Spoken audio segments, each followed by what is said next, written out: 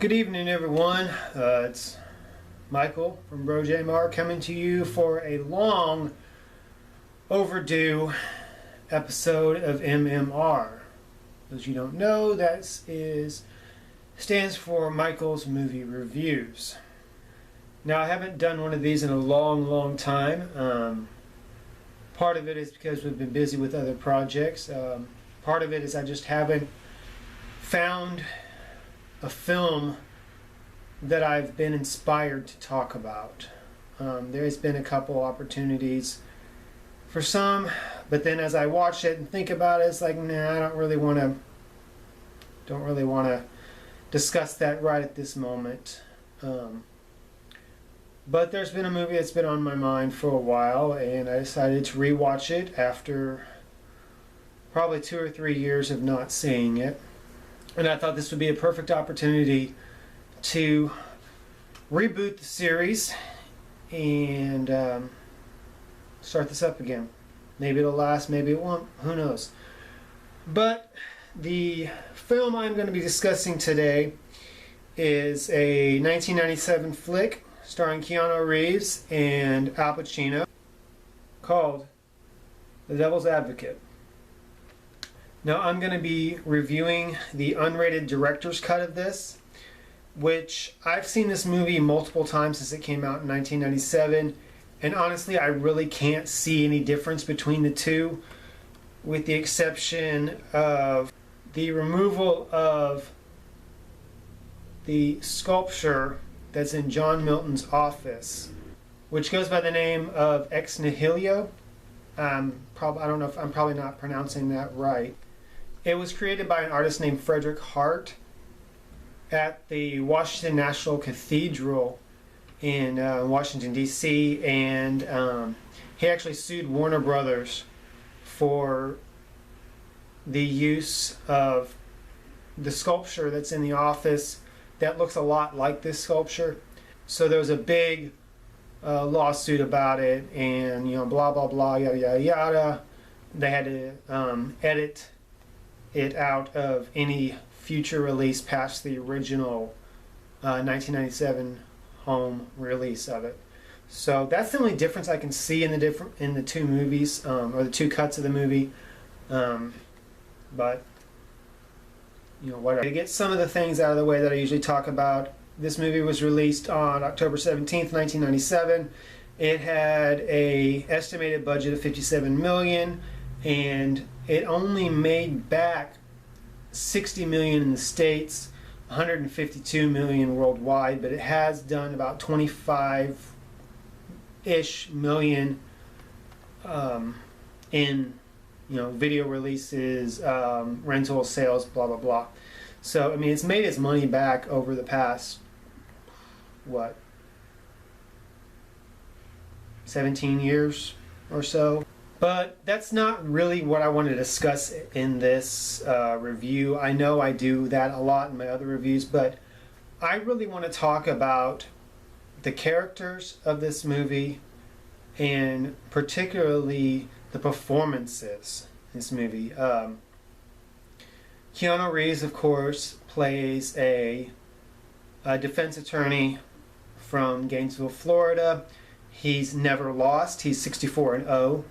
He's the next big hotshot defense attorney, and he gets, I guess the best way to put it would be, seduced into joining Milton, Chadwick, and Waters. It is a big law firm in New York City run by John Milton, who is played by Al Pacino. And the story is actually a couple of different stories wrapped up into one. We have the story of course, Kevin Lomax, Keanu Reeves' character, in his pursuit to be a better lawyer, and especially going through the trials and tribulations that he goes through as he starts with a simple case and works his way up to a very high profile case, defending a man who's accused of a triple homicide. And it shows how he puts every bit of effort into this case, completely neglecting his wife, played by the beautiful Charlize Theron, and what he goes through as he learns things about this law firm, about John Milton in particular, and about himself. The second story is the journey of Kevin's wife, Mary Ann, and how she is slowly falling deeper and deeper and deeper into madness. Now she is stuck in this huge apartment all alone. She's becoming more and more paranoid about things, and she eventually is checked into a psychiatric hospital because of she is suffering signs of schizophrenia. And it's just it's so sad to see what can happen to a human being when, you know, she's neglected emotionally, neglected physically, and neglected in love, as a matter of fact. Now, as she's diving deeper into madness, and as you watch, especially when you get to the end, you realize that she is actually the sanest character in the whole film. And it's, you know, it's a shame of what she goes through and what happens, you know, to her ultimately in the end. Now, the last person I wanted to talk about in this is Al Pacino. The incredible Al Pacino. Al Pacino plays John Milton, the head of this law firm, who, spoiler alert if you haven't seen this movie, but if you can't figure out from what I've already said and from what the title of this film is, he is also, you know, just happens to be the devil. And he portrays this character in such a fantastic way that if the devil were to ever actually be on earth in human form, this is what he would be.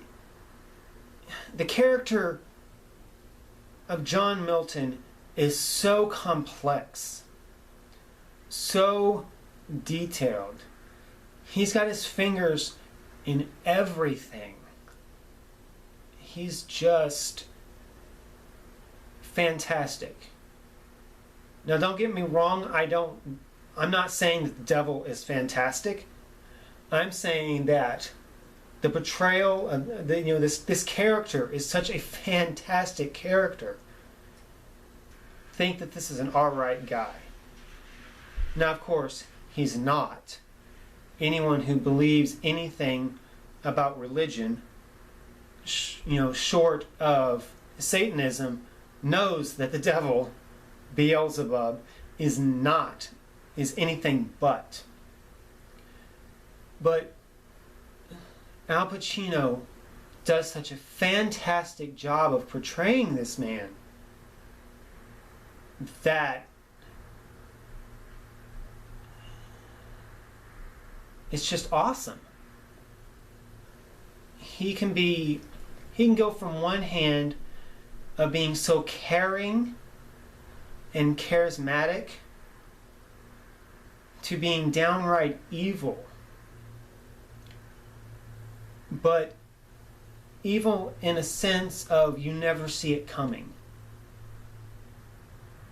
He causes things to happen without being there. He has such a love for Kevin Lomax that he's a true father figure to him.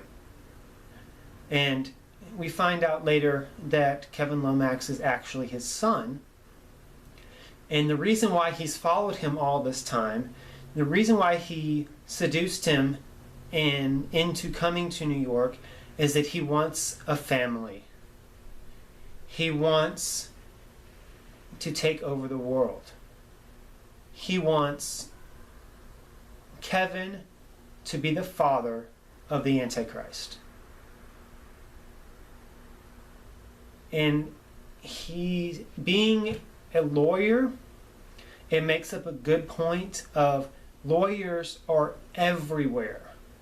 Lawyers are in every single business on the planet. And it makes sense that if you're going to take over the world, the law is the best way to do it. You can influence so many things in the world to get your way that you can... The world is your oyster, I guess you can put it that way. The writing in this is just, excuse my French, but it is fucking poetic. Now, if you think about it, John Milton is the author of Paradise Lost, which is a giant poem, and it makes sense that this movie is so poetic. Some of the dialogue that Al Pacino delivers through John Milton is just amazing. Some of the speeches that he has are just Oscar-worthy. I don't understand why this film did not get an Oscar nom for Best Screenplay. I don't get it. Especially at the end, the big showdown, when John Milton is describing his feelings on God, they are exactly what you would expect the devil to say about God. Now, as irreverent as they are, and as much as they degrade God, and how horrible they are, it's just a wonderful monologue. It is so beautiful. The way he describes things, the way he describes God, it is wonderful. One of my favorite, well, I can't actually put out what one of my favorite dialogues is. I'll read probably my second favorite thing that he says in this.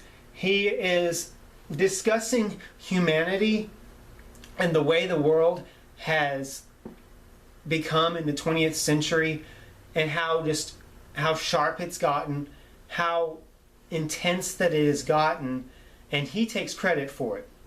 You sharpen the human appetite to the point where it can split atoms with its desire. You build egos the size of cathedrals, fiber optically connect the world to every eager impulse, grease even the dullest dreams with those dollar green, gold-plated fantasies until every human becomes an inspiring empire, becomes his own god. And where can you go from there? He's right.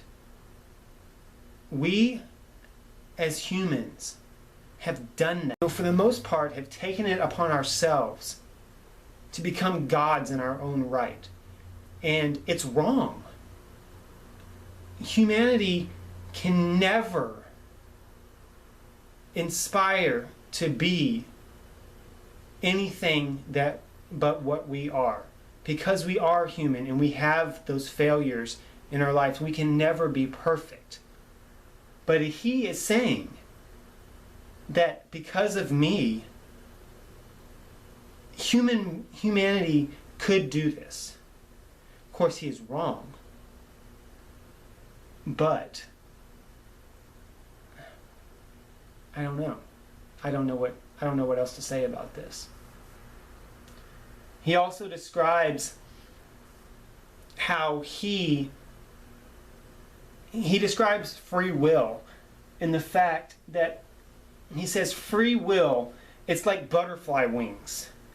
Once touched, they can never get off the ground. No, I only set the stage. You pull your own strings. It's just some of the most powerful writing that I've heard in a long, long time in a film. And I love it. It's a great flick. It's a great story about the journey of a human, of a man who thinks he's getting everything he wants and then loses it all. And the whole thing, the whole majority of the movie actually takes place in about 4 seconds of time. Watch the movie and you'll understand this. This is Michael from Michael's Movie Reviews. Thank you for watching. I'll see you next time.